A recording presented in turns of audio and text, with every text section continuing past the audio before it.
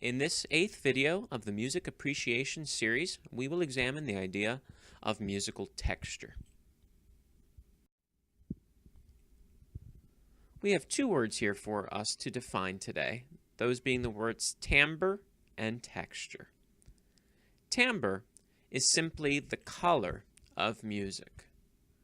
And by color, we're not talking about physical colors, but more the actual moods and emotions behind each sound.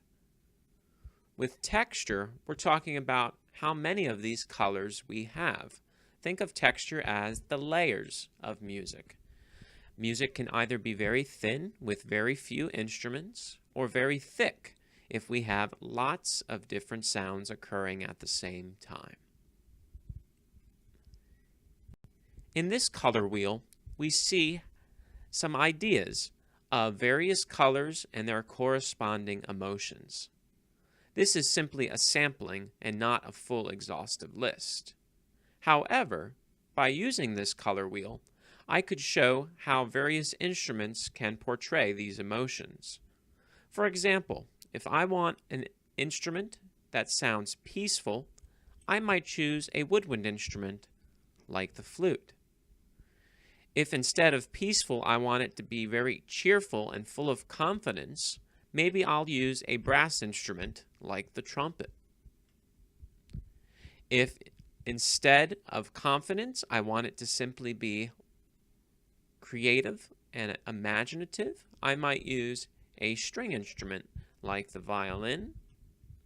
And naturally, if I want an instrument that is loud and in your face, I would use probably a percussion instrument like the snare drum.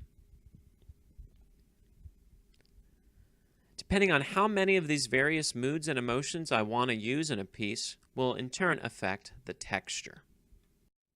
We'll examine three types of textures. The first type is the simplest, known as monophonic.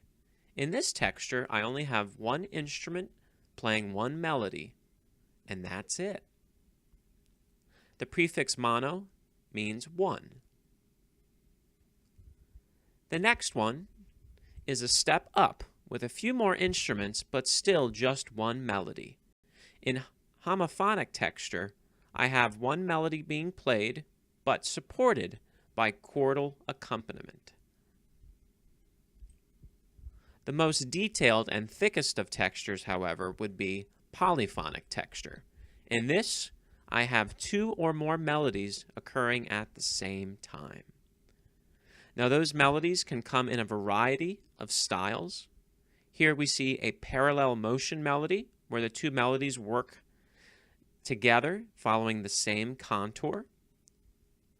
In similar motion melody, they're not exact, but they still try to match the contour. In contrary motion, we see that the two melodies actually go opposite of each other in contour.